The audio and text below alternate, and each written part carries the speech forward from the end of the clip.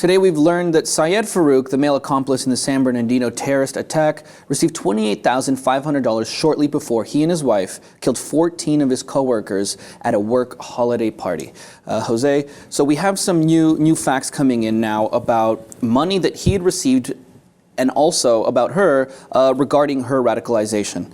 Besides them now, I mean, it's safe to say now that these two are radicalized. But besides that, now we see the FBI have come out and say that they are, in fact, investigating this whole attack as an act of terror. They're no longer reluctant to use those words like they were before. It's pretty, it's on the table now. No one's scared to use that word. So this whole situation now regarding this money, I think, adds a lot of mystery to this as well. So one theory here is that he had gotten a loan, $28,500, traced back to a bank called Web Bank. According to their website, they're Utah-based. They're a provider of national consumer and commercial private label and bank card financing programs. There were some other third-party lenders involved too. It's not as simple as that, but it was ultimately tracked to that bank.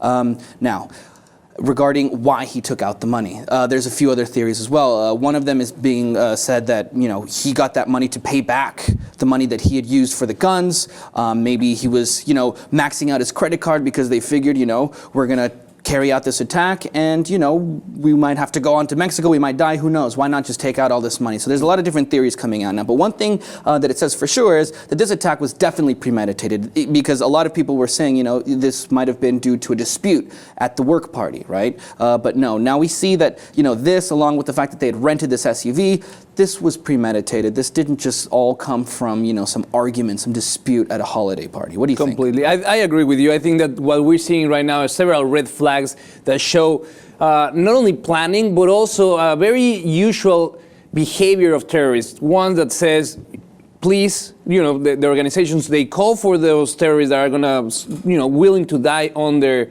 missions to max out their credit cards, to take out all the cash that they have in their bank accounts, supposedly to pass it on to the organization. So that cash that could be taken by authorities gets out of the bank accounts in cash and then gets passed on, and the credit cards get maxed out because they won't have to pay. Now, that being said, we have more information about the wife, about Tashfeen Malik. She was part of a program in Pakistan. After she graduated from a pharmacology degree in university, she enrolled in this, think of it as an MBA, a religious study MBA type of school, where it's a very conservative environment, very conservative teachings, and some are speculating that that's the place that she might have been radicalized. But at the same time, we do know that the Pakistani authorities were reluctant to help with the investigation at the beginning because they were afraid of the world and the press tracking down Pakistan as the origin of this terrorist attack.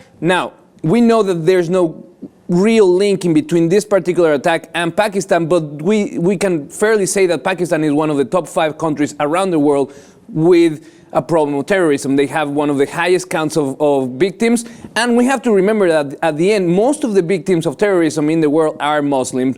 Now, we are seeing how they're exporting these ideas. They are exporting this jihadist feeling, and now these are the consequences. Yeah, and that school which she attended has come out and tried to distance themselves from this too, Correct. saying, she was not radicalized by us. And, it's extremely hard to kind of pinpoint exactly where someone like this was radicalized in the first place. So to pinpoint it on that school probably wouldn't be the best idea as of now, because, information is still coming out, like these updates for you now. But that is the latest that we have so far.